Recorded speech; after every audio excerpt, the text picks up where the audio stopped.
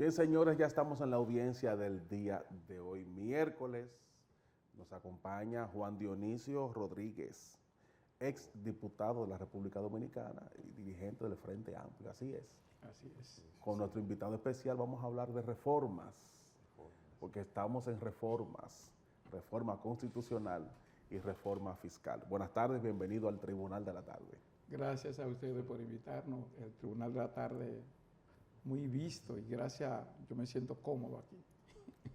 Bueno, Juan Dionisio, de entrada ya pues tenemos reforma constitucional aprobada en una primera lectura. Desde su punto de vista, ¿qué le parece el desarrollo de esta reforma y si la consideraba necesaria o oportuna? Mira, precisamente hace 100 años que Horacio Vázquez, instigado por los Estados Unidos, se hizo una reforma constitucional en la República Dominicana.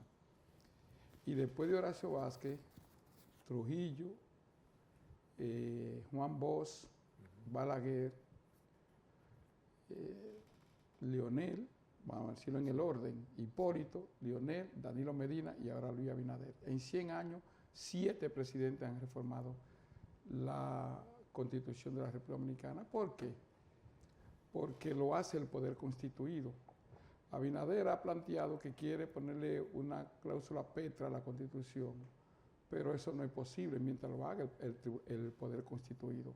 Si lo hiciese el poder constituyente, yo podría decirte, él tendrá razón, pero el próximo presidente podrá modificar la Constitución mediante asamblea revisora, porque no se va a someter en la propuesta que he visto, en las 7 propuestas, los 10 artículos que él está planteando de la modificación, la creación de un artículo y de 7 artículos que serían transitorios, y además los 4 fundamentos que él plantea, en mi opinión, no son necesarios, están en la propia Constitución.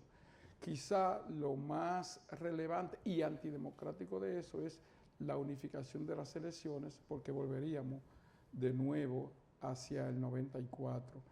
Es decir, una de las crisis que generó las elecciones del 94 fue el tema de las elecciones. Una de las grandes propuestas de aquella reforma del 94 fue la separación de las elecciones. Es decir, hace, 30 años, vamos a decir, que se separaron las elecciones y ahora vamos a volverla para atrás. Eso es un paso hacia atrás.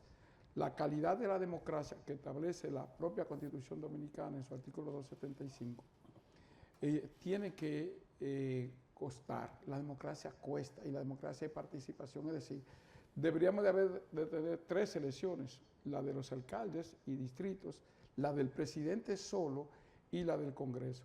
Fíjate que el liderazgo de Abinader llevó al PRM a tener lo que nunca ningún otro partido había tenido, que la Constitución lo prohíbe. Es decir, el diseño de nuestra Constitución es para que ningún partido tenga lo que tiene el PRM ahora. No hay forma que no sea violando la Constitución. Es decir, la Constitución establece en el artículo 81 y en el artículo 79 y en el 201, en la que cuando se eligen 2 o más, debe de haber una representación de una minoría, del que participe. Es decir, la Constitución Dominicana está concebida para que los 5 diputados de San Francisco de Macorís no lo pueda tener todos los 5 en un solo partido, si participa otro. Puede tener 4 y el otro 1, pero no los 5. Es una violación a la Constitución. ¿Es el método de Hong? No el método de Hong, sino la representación. Lo que plantea la correlación de fuerzas. Sí, la representación. ¿Por qué? Porque la Constitución establece que todo el que participa tiene que estar representado. Siempre que se elijan 2 o más, donde se elige 1, tú puedes ganar las 32 senadurías porque se elige 1. Tú puedes ganar los 155 directores, los 235 directores o los 159 municipios. Alcaldes, pero no puede tener la totalidad de todos los regidores en ningún ayuntamiento, ni en ninguna vocalía. Y eso pasó en estas elecciones. ¿En cuáles lugares hubo tierra arrasada? Por ejemplo... Creo que en Peravia todos los diputados son del PRM. Y en el exterior. o en San Francisco de Macorís. Es decir, eso no es posible, es una violación a la ¿Y Constitución. qué pasó ahí entonces el tema del método de Hong? No, porque la gente se ha confundido con el método de Hong. El tema del método de Hong es que nosotros tenemos una boleta cerrada y bloqueada. Ese es el tema. Y cuando tú juntas una boleta cerrada y bloqueada y le pones el método de Hong, eso es mortal. Porque, por ejemplo, gente, yo saqué 15.000 votos y no salía. Hay gente que sacaron 27.000 votos. ¿Por qué? Vamos a decir, la circunscripción 1 del Distrito Nacional donde nosotros estamos, se eligen 6 diputados. ¿Qué te dice la Junta? En una franca violación a la Diputación, de que si tus representantes son 6, a ti se te obliga a votar por uno y por un partido. Pero tú tienes derecho a elegir 6, porque la boleta es cerrada y es bloqueada.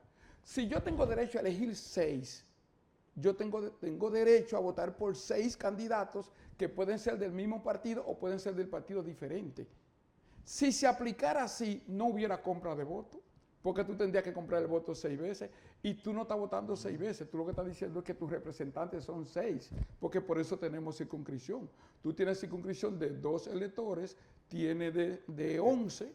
Pero entonces ahí saldrían entonces los 6 más votados. Porque esa es la representación. Saldrían los 6 más votados.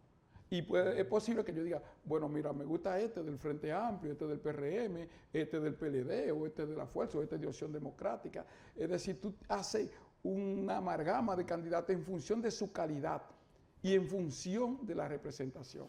Pero no se hace así, porque es una trampa en el proceso electoral que existe. Sí. ¿Qué le pareció la decisión de escoger ya al procurador, no designado directamente por el presidente de la República, sino a través del Consejo Nacional de la Magistratura, y también pues agregarle un nuevo miembro que es el presidente del Tribunal Constitucional? Mira, como lo plantea la reforma, eso no tiene sentido, porque la reforma dice que un candidato lo va a elegir el Consejo Nacional de la Magistratura en un consejo que lo preside el presidente. Y si es uno solo, porque se me había dicho que es una terna, para que tuviera un espacio para discutir, es mejor. Entonces nosotros hicimos una propuesta de que el procurador lo escogiera el Congreso, de una terna que le presente el presidente de la República, porque también tenemos que tener en cuenta, son el procurador administrativo y el procurador general de la República, son 2 instancias importantes, pero la política criminal del Estado la dirige el gobierno y el procurador es el responsable de la política criminal. Entonces esa conexión del procurador con el gobierno no depende de que es la voluntad del gobierno. Lo que aquí nosotros tenemos que resolver es el tema de la corrupción y la impunidad, y para que haya un ejercicio ético y transparente de la administración pública. Si resolviéramos eso, entonces nosotros no tuviéramos que estar haciendo estas discusiones, porque el tema es corrupción, el tema es impunidad en la República Dominicana. De esa forma, eso no se va a aprobar, porque el PRM tiene la mayoría para hacerlo, pero en mi opinión eso no tenía ningún tipo de sentido, como se plantea, porque lo que yo leí y lo que se presentó es que una persona se va a presentar, es decir, es a uno que vamos a elegir, ¿me entiendes?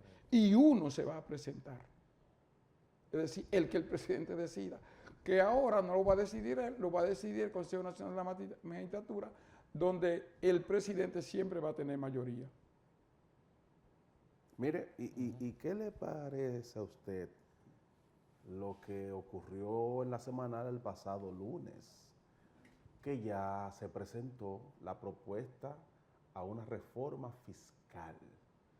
¿Qué le pareció? Y si de algunos de esos puntos que usted entiende que hay que hablar de ellos, usted aquí pudiera explicar en qué está de acuerdo y en qué no estaría de acuerdo. Mira, como no he visto el proyecto, pero lo que ha salido en los medios, lo que vimos, sí, en los medios, lo que pudimos ver. Hay elementos interesantes de la reforma porque se dice que se va a atacar la evasión y que se va a atacar la elusión. Si el gobierno requiere, y lo ha dicho, que requiere 115 millones, 115 mil. Se habla de 122.000 millones. Eso es insignificante para el gobierno. Solo en excepciones fiscales, ¿Hay más de 400.000? No, 286.000 aprobó el Congreso para este año en excepciones fiscales. Yo creo que si se ataca la evasión, entonces no tenemos que hacer reformas, si es lo que requiere el gobierno, para elementos que me parece importante como la atención primaria y mejorar la vida, aumento salarial. En México se acaba de demostrar que los aumentos de salario no generan inflación. Como siempre se ha vendido aquí, que los economistas nos dicen, de que como es que una ley económica de que si te aumentan el salario, se aumenta la inflación. Eso no es verdad. Y Lula en Brasil aumentaba el salario de los trabajadores para que... Exactamente, y no genera inflación. Entonces, yo creo que el elemento interesante de esas inversiones y de atacar la evasión. Ahora, yo creo que vuelve a ser una reforma tributaria porque reducir el IPES, por ejemplo, de 9 millones que está en este momento, a 5. En el barrio Enriquillo del kilómetro 8 de la Independencia, en un barrio, hay una casa que cuesta 5 millones de pesos ya. En un patio. En un patio, ¿por qué? Porque el valor de la tierra, el valor de la construcción, nosotros tenemos la misma comparación con Miami y con Estados Unidos, entonces eso va a afectar a la clase. Pero la misma vivienda que está poniendo el gobierno valen 5 millones de pesos. Entonces yo creo que el gobierno debe de revisar por lo menos esa parte. Y creo que nunca se ha querido aquí poner el impuesto a la ganancia, porque es que pagamos iguales, es decir, grandes empresarios de este país pagan en las mismas condiciones que la señora que vende yaniqueque en el barrio. Entonces, es un impuesto a la ganancia para que conseguir dinero. Dicen los economistas que la elusión responde a 275.000 millones y la evasión casi a 400.000 millones. Si eso se reduce, el gobierno ya tiene ahí los 122.000 millones. O bonifiquemos la ley de exenciones y saquemos de ahí los 122.000 millones. Pero déjeme explicarle algo, Juan Dionisio. Mire, se explica que de cada peso que se va a recaudar, solo estamos recaudando 34 centavos, o sea, el 34%. Entonces hay que buscar la manera también de que el Estado reciba más dinero para poder crecer como nación. Entonces si no nos vamos a quedar en el pasado. No, yo estoy de acuerdo con nos eso. vamos a quedar como Cuba, que está en el pasado, y como Venezuela, que adelantó y se echó para atrás ahora. Yo estoy de acuerdo con eso. Nosotros somos los que tenemos la peor carga tributaria. Lo que pasa es que nosotros tenemos una cúpula empresarial que no quiere aportar, que quiere vivir del Estado. Eso es lo que tenemos que romper. ¿Por qué si ya decimos que el turismo es tan floreciente, por qué tenemos que darle más de 100 millones de pesos en excepción al turismo? ¿Por qué? ¿Hasta cuándo vamos a estar financiando la zona franca? ¿Hasta cuándo vamos a estar financiando combustibles a grandes empresas como la Barrigol en este país? ¿Hasta cuándo vamos a estar financiando eso? Es decir, ¿cómo nuestras empresas no pueden manejarse al margen del Estado y crecer al margen del Estado? Pero también nosotros tenemos que romper el cartel comercial que hay aquí.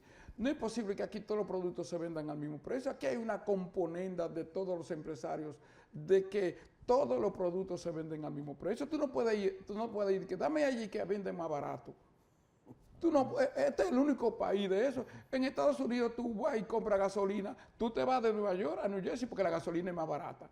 Pero aquí la gasolina la fija el gobierno y la pone a un mismo precio. ¿Me entiendes? Porque si los medios de producción que tú tienes son distintos a los de otros, ¿por qué no se puede vender más barato? Porque hay un cartel comercial y el gobierno tiene que entrarle eso. Por eso la importancia de un impuesto a la ganancia. No es posible que el 87% de todos los recursos, de toda la riqueza de este país, estén en manos de 22 familias. Y entonces el 13% de los beneficios. Y entonces todo lo del 87% tengamos que pagar igual que ese 13%. Eso no es justo. Entonces, vamos a ponerle a que si tú ganas más, paga más. Por ejemplo, yo no vi que en la reforma plantea eliminar el impuesto sobre la renta al mísero salario de 35.000 pesos. ¿Por qué no ponemos eso a los que ganan 100.000 o 75.000? Porque ya tenemos un 30% de la población que gana casi 30%, 30.000 pesos o más. Le vamos a poner un impuesto cuando el quintil básico de la canasta familiar está en 28.000. el mínimo, y el segundo está en 42,000. 45, ¿no es? O en 45. 45. Entonces, y cuando tú ganas 35,000 pesos, tienes que pagar impuestos sobre la renta. Más tienes que pagar el ITEVI con el mismo salario. Más tienes que pagar un 18%, un 10% de telecomunicaciones. Más, si tú vas a un restaurante, tienes que pagar un 10% también de lo que le llaman... El 10% de la propina, El 10% de impuesto de ley de la propina. propina. El impuesto, No, y el 18, un 28. 28 que no se la dan a los trabajadores. Pero esa déjame propina. decirle, Juan Entonces, Dionisio. yo creo que mira, la respuesta debe ser más integral. Juan Dionisio, si nosotros vamos, nosotros tres, a tomarnos un par de botellas de vino y nos comemos O vamos a tener una cerveza, presidente, Una- que ya no es dominicana, pero bien. unos camaroncitos nos comemos ahí, ¿verdad? Una cazuela de marisco. Mire, si la cuenta son 10,000 pesos, Sí, tenemos que pagar por encima de eso 2,800 más 28%. ya, Más, entonces. ¿no? Y si no deja un cariñito en No, y hay que dejar por lo menos... no vuelva. hay que dejar por lo menos 1,000 de Sale propina. Que no desacreditado Que de no ahí. están ahí. Te hay que dejar por lo menos desacredita, 1,000 de te propina. te Entonces, desacredita. Entonces, eso deberíamos de pagarlo, pero si yo tengo más que tú, entonces yo debía de pagar menos y tú pagar más. Porque tú generas más dinero que yo. Entonces, por eso la es un necesidad. caso hipotético, ¿verdad? Usted está planteando aquí. Sí, no, No yo soy el más pobre. No ahora, necesariamente es así. Ya yo soy el más pobre de los tres que estamos aquí. Entonces yo creo que la reforma debe de ser mucho más integral, porque es que los gobiernos siempre se van. Mira, esta economía, además de la economía subterránea, esta economía fundamentalmente, ¿tú sabes quiénes son las que la sustentan? Los chiriperos, la clase informal, los choferes de carros públicos, lo que venden en Los semáforos. en los semáforos, lo que venden yaniqueque, lo que venden cositas, porque esa es la gran masa que aporta ese 18% del ITEVI, que ahora se va a llamar IVA a la sociedad dominicana.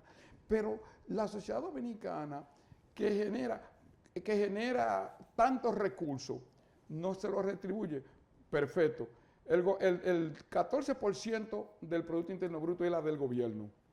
El otro 86% es del sector privado. Señores, pero aquí hay una empresa que declaró que se ganó limpio 30,000 millones de pesos. Y entonces, ¿por qué el gobierno no le dice, perfecto, mira, tú te ganaste esos 30,000 millones de pesos porque aquí hay estabilidad política, hay estabilidad económica, hay garantía jurídica, este es un país que está en paz, ¿me entiendes? Mediamente controlada la delincuencia. O sea, tú tienes espacio para ganarte dinero. Ahora, ¿cuánto empleo tú me vas a generar nuevo? ¿Qué aumento salarial tú me le vas a entregar a tus empleados? ¿Dónde tú me vas a invertir parte de ese dinero? Entonces, nosotros ahí deberíamos decir, no, mira, de esos 30,000 millones de pesos, yo quiero que tú me des 5,000 para yo invertirlo en vivienda para tus empleados, ¿verdad? O para yo garantizarle mejor vida a tus empleados. Esa es una reforma fiscal integral. Tiene elementos interesantes la reforma, pero yo pienso que no puede seguir siendo con la carga indirecta, la carga directa a toda la población en igualdad de condiciones, cuando la sociedad dominicana tiene un grupo de un 5, un 6%, que tienen casi el 90% de toda la riqueza de la nación. Bueno, el tema haitiano no deja de ser una gran preocupación para los dominicanos. ¿Qué le parece esta medida que se está ejecutando a través de migración de repatriar unos 10,000 haitianos por semana? Mira, yo creo que el gobierno cometió un error en decir número, porque son mucha gente, Pero, 10,000 haitianos. mire, pero han agarrado en la primera No semana importa que agarren casi 10,000 han agarrado. Pero cuando Según tú... ellos, según- No, pero vamos a creerle a las estadísticas de miren, migración. eso le va a generar a la República Dominicana un problema internacional. Nosotros tenemos 20 años luchando para tener un espacio en el Consejo de los Derechos Humanos de las Naciones Unidas y esto nos va a generar un problema. Porque yo estoy de acuerdo de que se cumpla con la ley y que se aplique la ley, que se aplique la Constitución, pero eso normal tenía que ver cerrar la frontera, porque eso van a volver de nuevo, eso es inviable porque va a volver de nuevo. Miren, nosotros necesitamos tener relaciones con Haití, pero si aquí fuéramos responsables, si el gobierno fuera responsable, tuviera una migración pautada con la República de Haití, porque la necesitamos. Es decir, hay un libro que se llama Un día de dominicano, un día sin dominicano en Puerto Rico. ¿Qué pasó? se paralizó Puerto Rico. ¿Por qué? Porque los dominicanos tenemos movilidad social y ya no hay ningún dominicano que quiera estar picando una zanja, ningún dominicano quiere estar poniendo blog. Los dominicanos tienen los cargos especiales, son electricistas, son los maestros constructores, pero no están trabajando la tierra. ¿Quién va a trabajar eso? Entonces nosotros necesitamos una inmigración pautada, pero pautada con Haití. Y el primer caso es resolver el tema de la corrupción de la frontera. Porque ¿cuánto cuesta traer un haitiano al Distrito Nacional? 25,000 pesos, a Bávaro 30,000, a Santiago 20,000. Y tú puedes dar 2 viajes en un día. Y en los controles tú pagas 20,000. O sea que tú te puedes estar ganando. Te gana 20,000 diarios.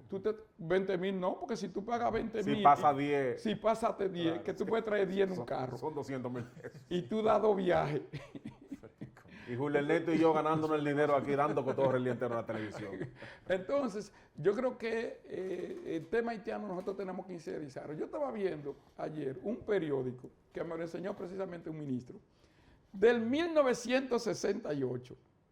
Del 1968 decía, invasión haitiana en República Dominicana. Del 68, es decir, en el primer gobierno de Balaguer.